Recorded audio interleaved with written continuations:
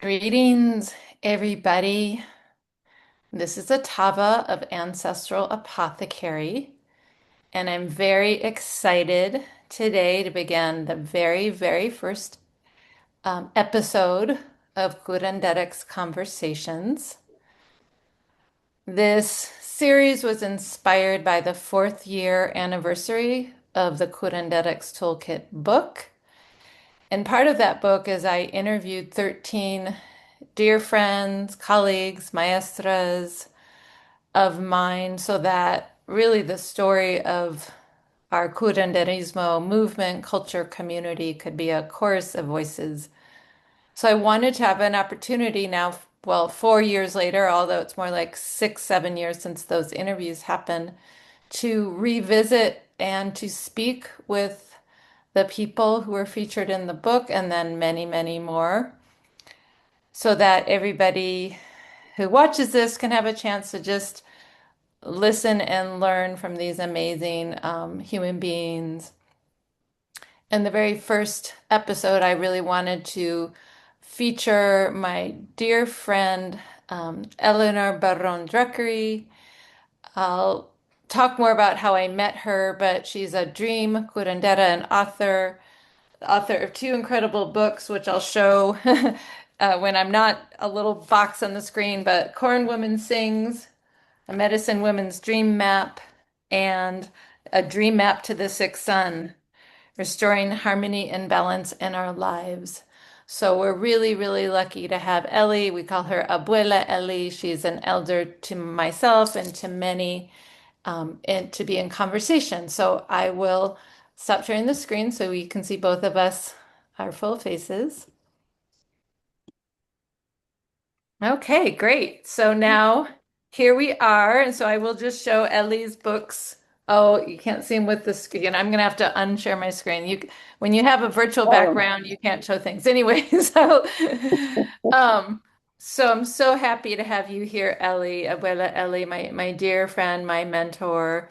I want to start by just talking about how we met, and then I'm going to ask you just to start talking and really what you want to share with me, but knowing this interview now is going out to a very wide audience. Whoever is called will get to listen to your stories and to learn from you, and that makes me really happy.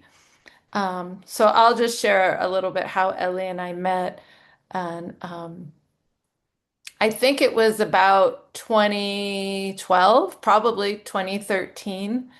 And I had already been on my path of studying curanderismo for, at that point, like 15 years or so.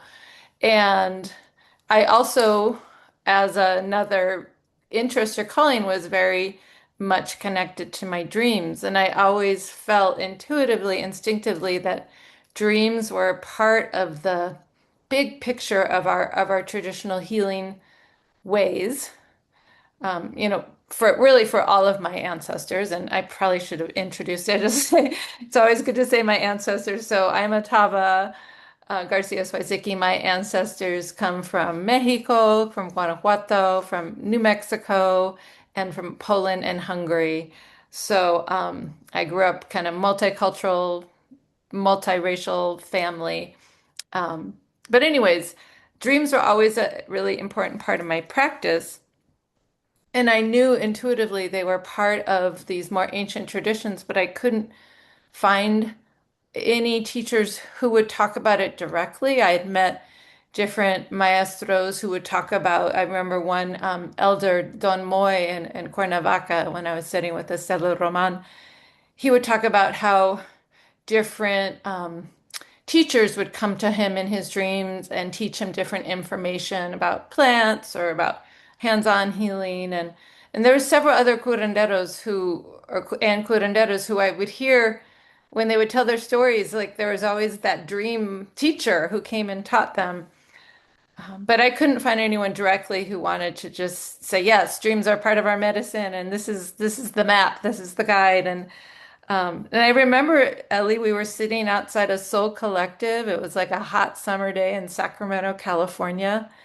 And I think it was Doña Doris and Felipa. I think there was curanderas there yeah. who are now both ancestors. Both of them have crossed to Mictlan. Um, we were part of that beautiful Sacramento is an incredible community. So I'll interview some of the folks there, but we just started having a conversation. And I remember when I met you and you had said you wrote Corn Woman Sings, I was like, oh, I've heard about your work because you're a Chicana who's like writing about dream medicine. And I was so excited. And you could share. I think you had also heard about me and my school, but we just had that connection. And since then, when I was teaching in person in Oakland, Huchin at Ancestral Apothecary, when I was teaching the Curanderx Toolkit right away, I invited Ellie to be a part of our circle of our community because I feel like multi-generational learning spaces are really important. And Ellie is, my elder and an elder to many. And I wanted to have her presence, her wisdom, her guidance in the circle. And Ellie was so generous to say, yes, you came many, many years every Thursday night to Oakland, driving from Marin, and then continued when we all went online. You showed up on Zoom.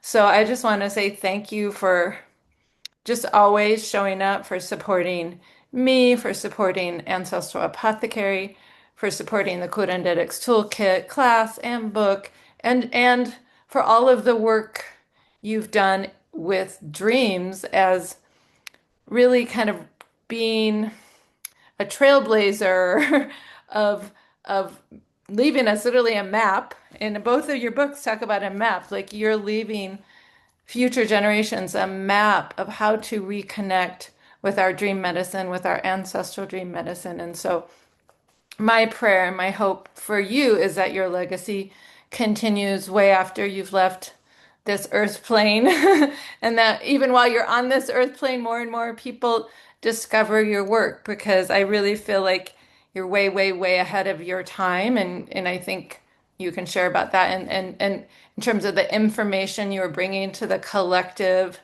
and I know I've heard some of your story. There's sometimes the collective wasn't ready for you.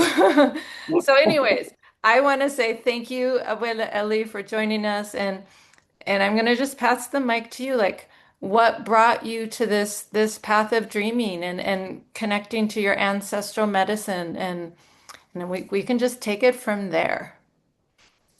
Thank you. Yeah, it's been a journey, getting to know you, meeting you, and it was like I was floating out here somewhere doing my thing, but I needed something to anchor me and to give me a foundation on what to go on. And so it was a mutual blessing to meet you and to start participating in your school and to understand um, our connection with Mexico and how the dream traditions are are alive within us. So I'll give a little bit of history, my personal history. Both of my parents were from Mexico. My mother was from San Luis Potosí. My father was from Sonora, which is way north, and he had one foot in um, Nogales and one foot, well, I guess it would be, I forget what the name of the town was in Arizona, and then one foot in Nogales. And he was really the one that inspired me to pay attention to my dreams. I used to dream as a child, and he would start his conversations with his dreams, and he encouraged me to pass on what I had been dreaming. And when I was a child, I guess I was just uh, working out my fears of my mother worked outside the home, and when she was away from home, I was put in foster homes with the people from our church community. And it was pretty lonely.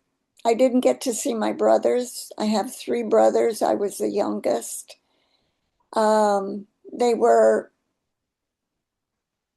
the eldest was 6 years older, and the youngest was 2 years older, something like that. Um, so when I met you, it was, I mean, it helped me bring all of those components, all those fragmentations of my life together, and to start hearing um, what the teachers were saying, and to incorporate them into what I was doing.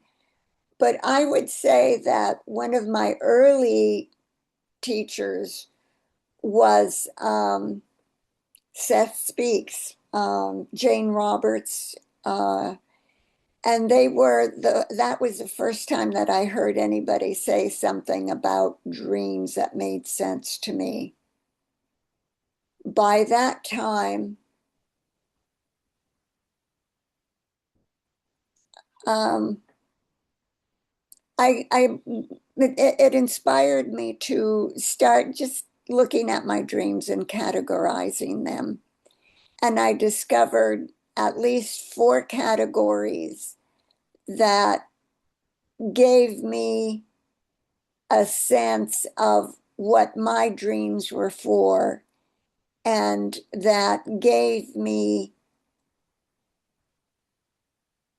um, a platform to trust that I could say what my dreams meant to me, and that they could or they would or would not match what I heard some of the people from Mexico talk about.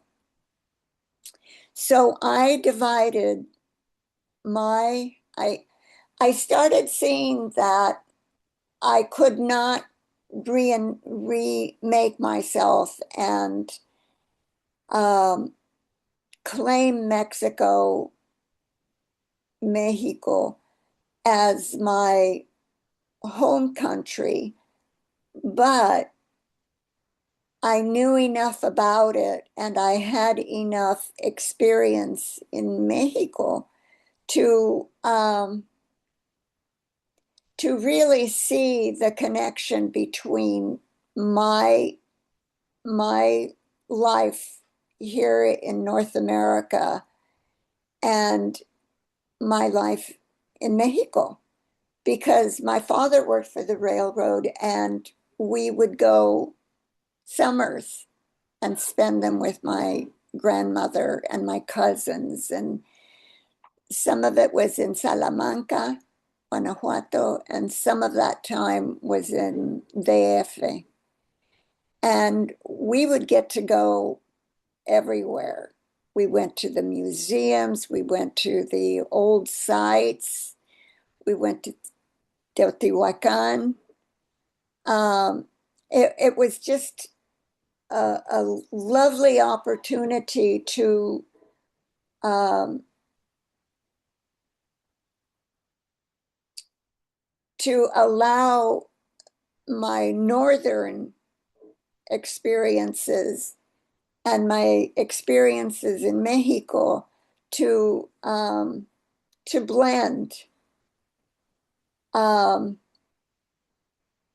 there was one dream that was really clear. That was the beginning of my um, that integration, and that dream takes place in Teotihuacan. after I had been there, but it was, I hesitated to think this way, but as I'm speaking now, I'm realizing that the teacher that I met in that dream was an actual teacher that was guiding me to trust myself. He was an elder, a man, and he loved me profoundly, just like I was his own one and only daughter, and he was there for me. And I had seen where he was residing, and it was just a plain little house that I could see from the top of the pyramid. I think they called it, um, I forget what they called it, but it was in Teotihuacan. Um, and I went down the pyramid steps and I walked toward his house. And then as I neared it, I realized that it was a church. So I opened the door to the church and I walked in. And when I walked in, it was like totally different. There was a long stairway. There was a high ceiling, and in the ceiling, there was a cross, but it was all covered with flowers. It wasn't anything Christian per se.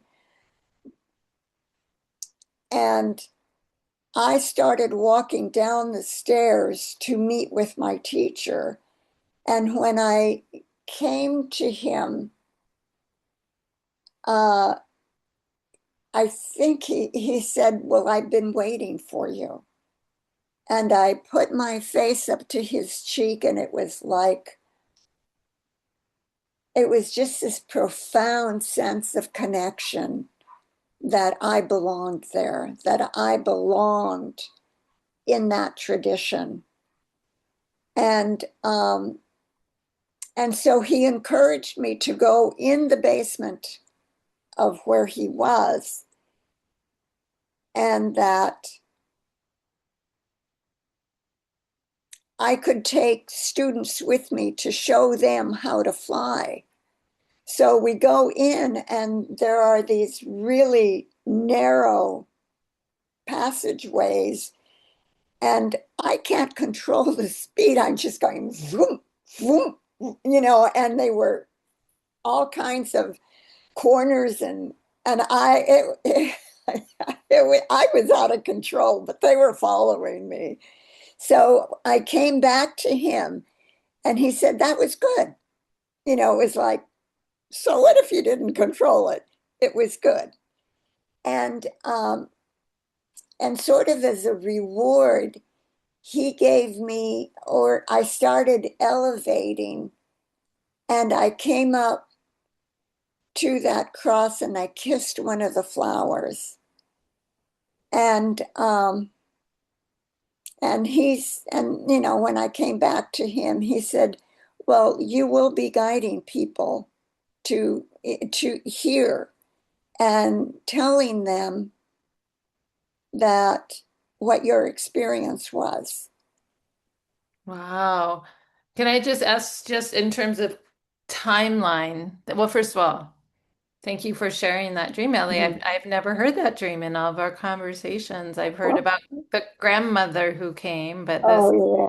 this unconditionally loving male maestro elder living in Teotihuacan who kind of embraced you, and it Mhm. almost was a prophecy. So I'm wondering, how long ago did you have this dream? Because I mean, you may or may not want to share your age now, but I think it's important because you're an elder brother.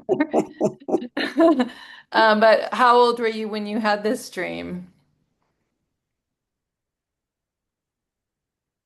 I can't say exactly when, but I was at least 50. Okay. Uh, and that was más o menos 32 years ago. Okay. So, I wonder if it's around when you turn 50 too, like as your initiation to your elderhood, but we'll never know. But it was yeah. around Yeah, 50. no, So it was, it was around 50, you know, it's yeah. like, yeah, I'm always amazed at how efficient the universe is. That Hmm. we can see something in our dreams and then turn around in our waking state and oh, there's something.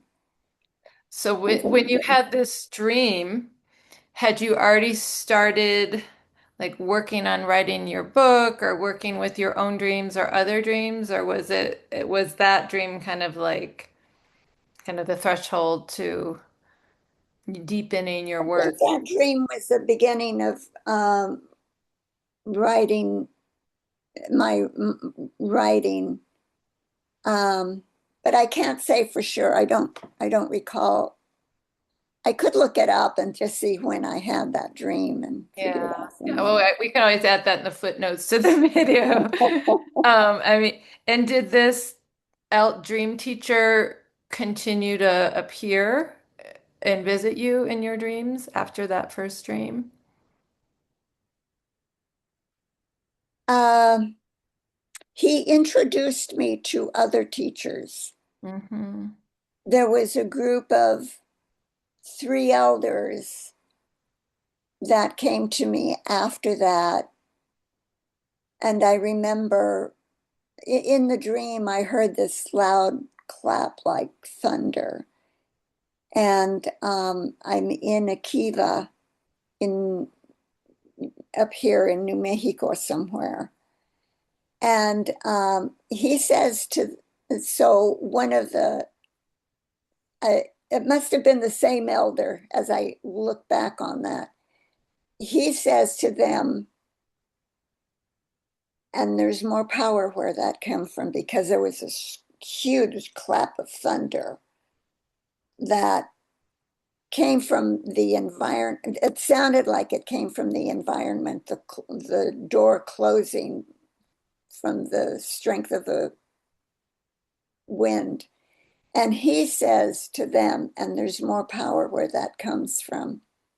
That was the first time I had ever heard power being referred to as something that's given to us that we can utilize to navigate in our dreams, to navigate in this life, and to manifest what we are intended to manifest. Up until that time, it had never occurred to me um, that I was a dreamer or that my dreams were significant enough to share them with people and to encourage them to um, abide by them. Mm. Yeah, that's very powerful. So for I definitely want to spiral back to some of these stories, but since you said, it the message was to encourage other people to listen to their dreams and abide by them. Like what does that look like? So for people listening to this, they're dreaming. How do they abide by their dreams? How do they listen to their dreams? What would you tell them? Well, I think their dreams will speak to them. Hmm. The way that I did it was to become the characters. What did they have to tell me? Um, I was influenced by, uh, I can't think of his name, but he was, Castaneda? Castaneda, Yeah, no. yeah, that Yeah, I one mean, you're too. of that generation. Yeah, he was the first Yeah, breakthrough from yeah. Mexico maestro that came, But you know, even teaching. even he was a little too advanced for me. The other one that influenced my dreams was the guy. Don Miguel Ruiz, No, not the Four Agreements. uh, no, he's a Oh, psychologist, Jung, Carl Jung. Carl Jung, Hmm. and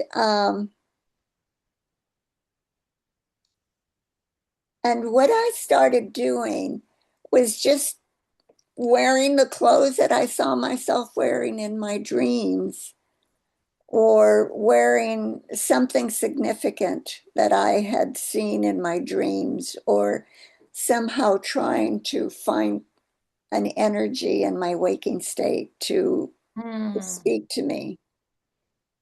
And one of the first ones that came to my attention was this woman who, she was a wild one. And she was angry. And I identified with her of all the dreams that I had had. She was the one I identified with. I called her Gracia, and her nemesis was uh, a really sweet woman who had incredible wisdom and power. And her name was Gracia. Gracia was in pink. Hmm. And so I started wearing a lot of pink just to see, who is she? What's she trying to tell me? And from that, I discerned that she was a part of myself that I needed to get to know better. On the other side, there was, um, did I say her name was Gracia? No, yeah, Nasia, the angry one. Yeah, yeah. So Gracia was the angry one, and Aurora was the one in pink. Oh, okay, okay. Yeah. So I Aurora. started seeing Aurora as uh,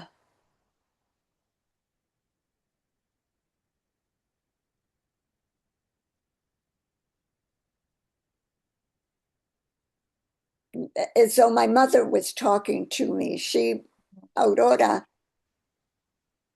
I get mixed up. Anyway, the sweet one, did I say she was Gracia or Aurora? Aurora. So, well, you Aurora, said yeah. first you said it was Gracie, but we'll say the Okay, woman in pink, the sweet one, and then there's the angry yeah, one. yeah.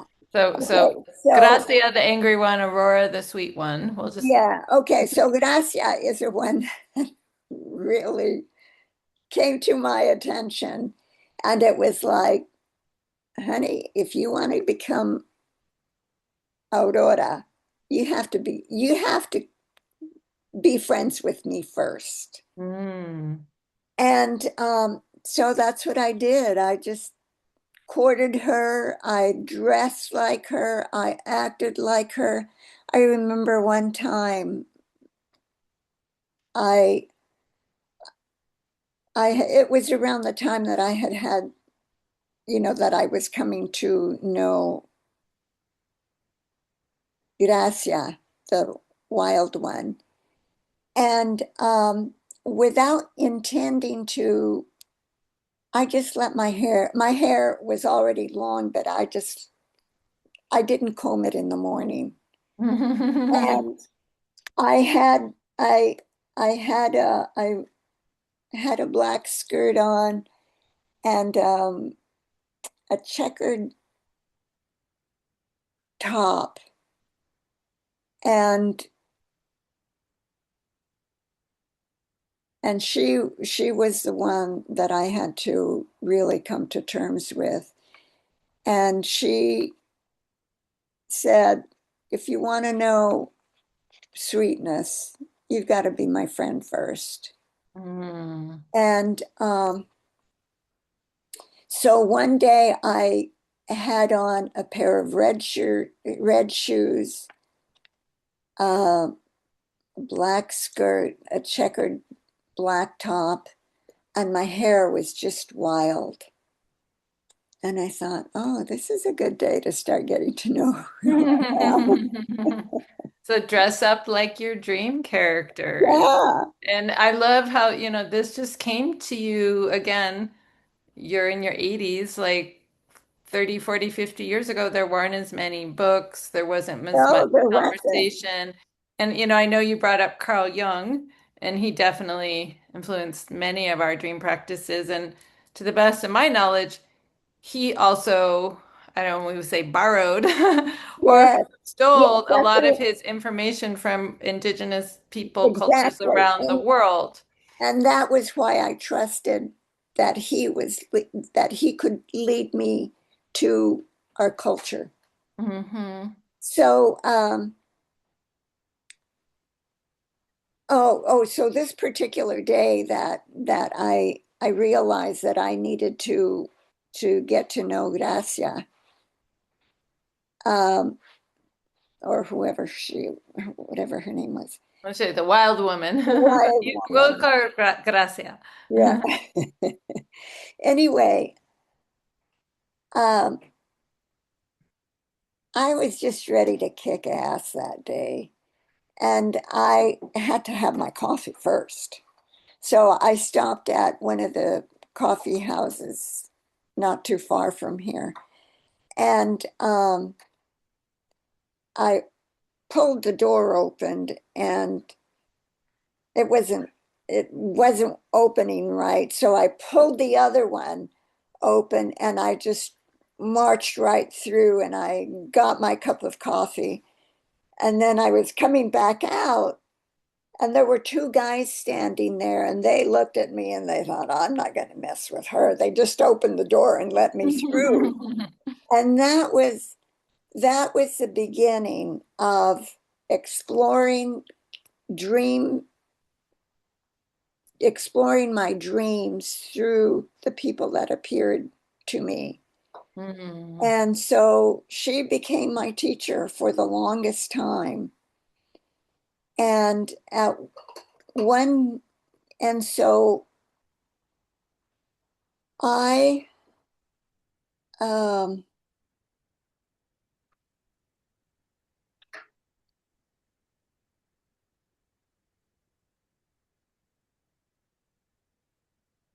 so it was kind of hard to say who I was going, decide who I was going to be, but I just figured I had to be Gracia first. And Mhm.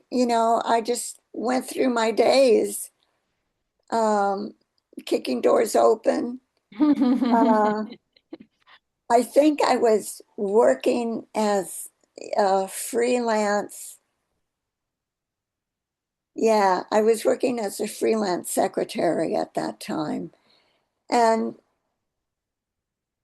they knew that I was paying attention to my dreams. So when they would see me in Gracia, they would just kind of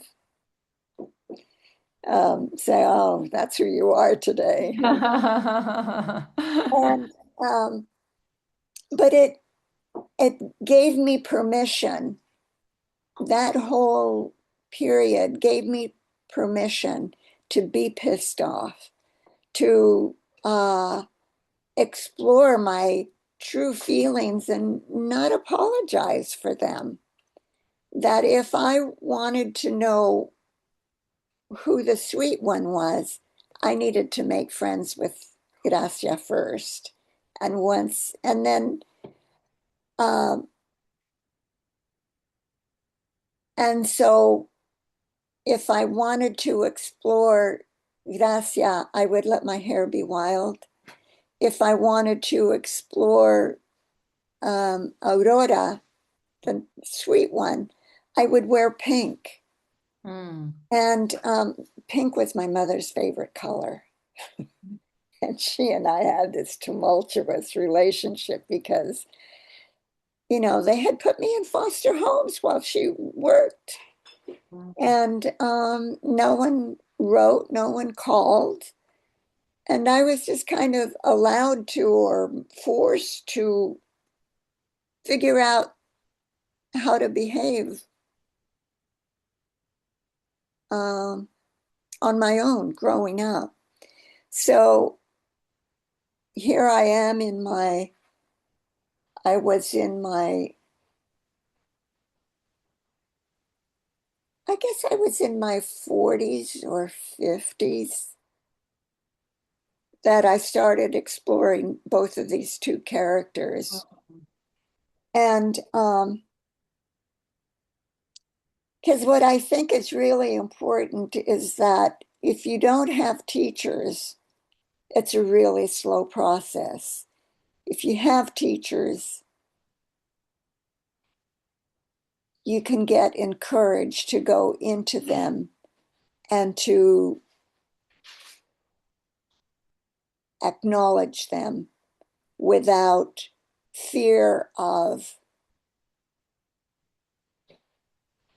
becoming them or acknowledging, yeah, gracia, gracia I was gracia, but it was really frightening for me because when I was growing up and I was living in foster homes and my parents were working.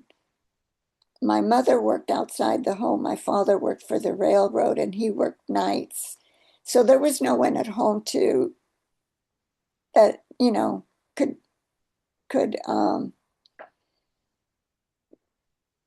be relied upon to it was every man for himself. And so I had to be sent to live with other families. Mm. So when I started getting to know these two characters, the sweet one I could not identify with, but I could really identify with Gracia, who was angry and kicked doors open and uh, just generally was obnoxious. But a empowered woman. I mean, He was on a mission, yeah. yeah, can I just comment? I mean, it's interesting to hear about the two, and I'm guessing they came around the same time into your dreams. The Gracia and Aurora, the sweet one and the angry one. And they're really Yeah, like a duality of, we could say, an archetype, really a feminine energy. I mean, Gracia being yeah, what in a derogatory way gets called like the bitch, right? But yeah. just the angry woman, and anyone who's been born female has a lot to be pissed off about on planet Earth for hundreds or thousands of years. And then the sweet kind one, almost like a play on like the Madonna horror duality. Yeah, yeah. Although, but it also makes me think about, I've been studying more Mexica cosmogony, and duality is such a part of the world view of, many of our Mexican ancestors. Um, and they'll talk about duality in terms of night and day, or male and female, or sun and moon, but there's also duality in ourselves, right? Like Mhm. angry, ready to like burn it all down. I call that my dragon.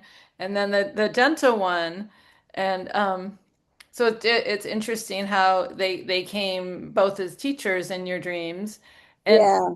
and I'm wondering, you said if you have a teacher is easier. Are you talking about a teacher in the dream state or in the waking state, or both? And probably both, but like uh I can't think of her name. Estela. Mm-hmm. Uh or her Or Doña Queta? Doña Queta. Mm-hmm. Doña Queta used to scare me. Um Yeah, she's fierce. She embodies Gracia, but in a really empowered way, like doesn't take Yeah, shit from yeah, anybody. Still to this day, I mean, she's now 87 and still fierce, as I've heard. I yeah. just talked to a friend who's in Oaxaca and is in more contact with her.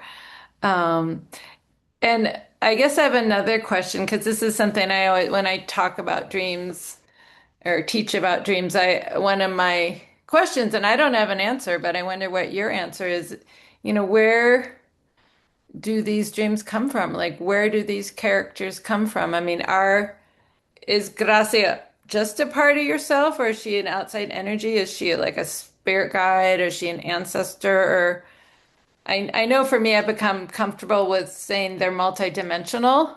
Like they could be a part of me, and they could be an ancestor.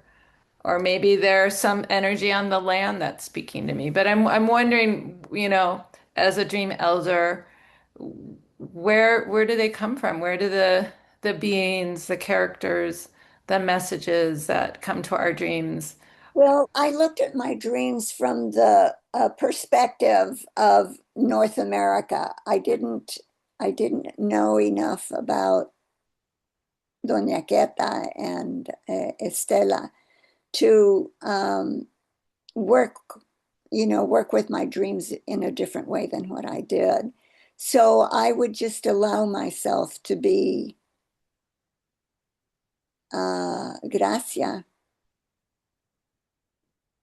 uh, and, to be a bitch, but kind of curtail it so that I didn't get myself into trouble and I didn't hurt people's feelings.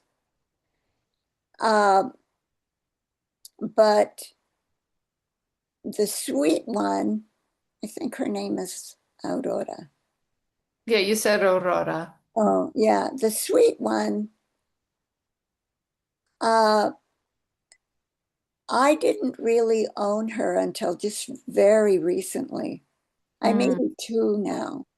I think mhm, I think I remember, because I live on this property where there's very little traffic, but there's a church over there. So I go over there every morning and I partake of the Eucharist. People ask me, "Are you Catholic?" I say, "No, not really." But I honor what the teachings are. And uh, and so I I was I was still enacting Gracia when it occurred to me that I didn't need to be angry anymore, and that was my history. mm, That was the history that had evolved within me because of my, you know, the economic situation in my family where they would put me in foster homes, bring me home. And my brothers were older, so they got to stay at home and do what they needed to do. And um, but I remember the day that I woke up angry, and I was just kind of, maybe I had just come out of meditation, or I was going to whatever it was. I realized that Gracia didn't could let go, mm, could relax, and know that she was safe now, and that she could she could be as sweet as Aurora. And it took me about 24 hours to get used to that thought that I don't have to be angry. And of course then in letting go of the anger, I became more and more the sweet one or thoughtful, more like thoughtful and wanting to be kind to people. And that wasn't that long ago. Maybe it was 2 years ago. Mm, But, and so now they're kind of blended, like integrated. integrated. And, and my life is very different. I'm a very different person from when I was then. And I've gotten more quiet. I don't say anything unless somebody asks me a question, you Mm, know. But or I'm in conversation with somebody. mhm, But I'm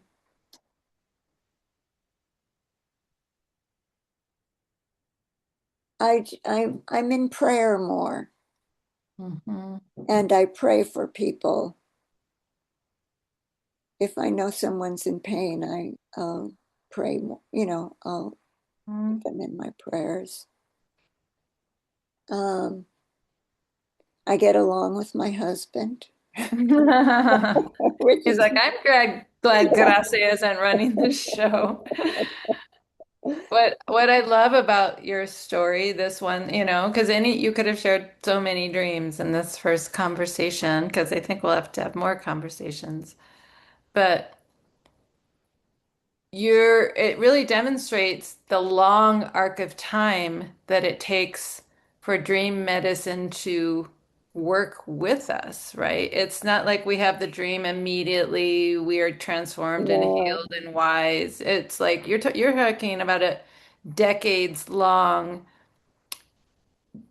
integration and relationship building with these parts of yourself yeah, and these dreams and then I didn't know that was just 2 years ago that you really felt that softening. I mean, it's interesting mhm. because I've not really seen the Gracia side of you. I've seen more of the, so I think Aurora has been present because I've only experienced your really your kindness and your compassion and just such a big heart and your care for myself and so many others in our community. But Mhm. just that what I love about dreams is the timelessness and how we could go back to a dream we had decades ago and maybe just now we'll kind of understand it Mhm. or be able to integrate it. Like Yeah. they're not Well, working on this linear time frame, days and hours and minutes in the yeah, clock like we are in this dimension. yeah. I remember having a dream where I see myself, I see myself walking outside my house or my apartment. I'm in San Francisco and I see myself about a block from where I lived. And I notice the dress that she's wearing that I happen to have. And and in the dream, I'm told she's a doctor. And oh. So I just kind of looked at her from a distance, and there was just something about her, the way that she carried herself, that, and of course, her clothes were clothes that I had, but it became um, clear to me that I needed to go back to school and do something with the dreams. And I took a hypnotherapy class, and so at the end of we I took a hypnotherapy class with a professor from UC Berkeley that I had gotten to know. And I said to her, tell me that I'm going to be a doctor. I didn't know how I just wanted to have the consciousness that I had seen in myself as a doctor. And it was from that dream that I started thinking of going back to school. And at first I just did I not just, but I did the master's in family therapy. And then once I graduated from that and started doing more, then I thought, oh, well, here's where the other dream comes from. And I started thinking about writing. And that was a good 5 or 6 year span that I went from being a dreamer to have letting it impact my waking life. And that I started thinking of myself, thinking of the possibility of being a psychologist. And I'm just thinking in terms of time, but the real healing took until a couple of years ago when I realized I don't have to be angry. And just like that, I stopped my relationship with uh, anger Mhm. and despair. Yeah, that's very powerful. So you saw your future self as the doctor, as the PhD, before you had even had the master's degree. So Mhm. again, I love just your examples or the stories you're sharing because they're not just examples, they're stories, they're guidance, they're medicine, but just how, that wisdom of the dreams, again, whether it comes from us or universe or Mhm. ancestors or, that or some part of us has that information or we are literally seeing the future. It's one thing Mhm. I really have experienced about dreams is the boundaries of space and time just get collapsed. Like we can be in the past. And I think we both had dreams that were definitely decades or centuries ago. And we also can jump into the future. Yeah. Um, and I'm guessing if that were my dream, to use like the dream group language, Yeah. that seeing myself and knowing I was a doctor would be a little plant a seed in my heart for having that confidence. Like, I mean, and that's something we know in this tradition is that we dream it first. Like we dream the seeds of our seeds of reality are planted in our dream state, in the Mhm. nawal state. Mhm. I'm sure you have many, many more examples. I think we're going to have a part two of the interview because we could probably talk and but just so people can watch, like, I don't even know how long we were talking, an hour and a half, but let's definitely have a part two because I want more of your stories. But, I do want to wrap it up with like, what would, as our dream elder, what would your advice be for dreamers, for people searching their dream path, whether they're young or they're whatever, middle-aged or older, and they're having that curiosity, that pull. Um, what would you like to share with them as some wisdom or guidance? Well, I would say trust your dreams. Uh, Take your chances. Dream big. and be kind. Hmm. That's so beautiful. Thank you, Ellie. I actually want to end with a quote from one of your books. I'm going to pause the recording so I can actually get this quote. Um, okay. Okay, so we're back. I found the quote from Ellie. I first want to just share, now that I can with my screen, her two books. Her first one, maybe not the best. Yeah, you Um, can see it. Corn Woman Sings, a medicine woman's dream map. And this came out in 2008. So your book is it's almost 20 years old. Yeah, And then more recently, A Dream Map to the Sixth Sun, Restoring Harmony and Balance to Our Lives, which I yeah. believe you published. That was around 2017. So that's almost 10 years old. So I will include links for people to find your books. I do believe they're still available online. I send people to a place called bookshop.org, which is a better alternative to giving money to a billionaire who is Oh, making yeah. bookstores go out of business. You But know, I I want never to get any money from them. Never. never. I want to end this interview with a quote from Ellie. She gave me permission to quote her.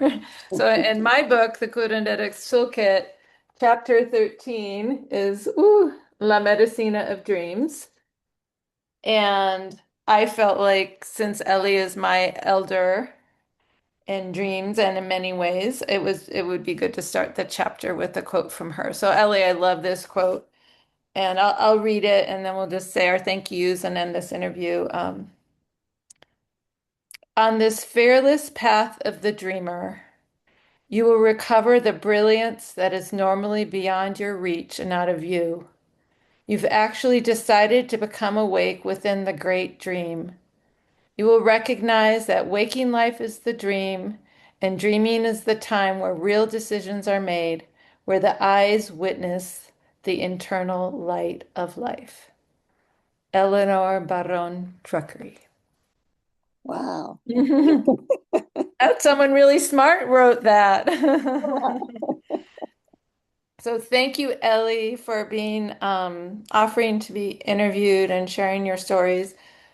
We definitely need to have a part two because there's so much more to talk about. But yeah, thank you for just all of the ways you've been listening to your dreams and from that and following the guidance of the elder who had you zipping through the underground chambers of Teotihuacan and literally bringing me and many, many others along on this journey. So I'm just so much gratitude and love for you, and I pray that you have all that you need in this chapter of your life. Um, so thank you. Yeah, thank you. It's just been really special being a part of your school and friendship, and it's just been wonderful. Thank you. Yay. Yeah, and thank you everyone who will be listening to this in the future. We hope you are inspired to pay attention to your dreams, to dress up as your dream character, to have that patience to allow them to ripen and unfold over time, and go out and find Ellie's books, and her words will, last way, way, way beyond, this generation. That's my prayer is that people continue to discover your work. So thank Thank you, you. listeners or viewers. I'll stop the recording now.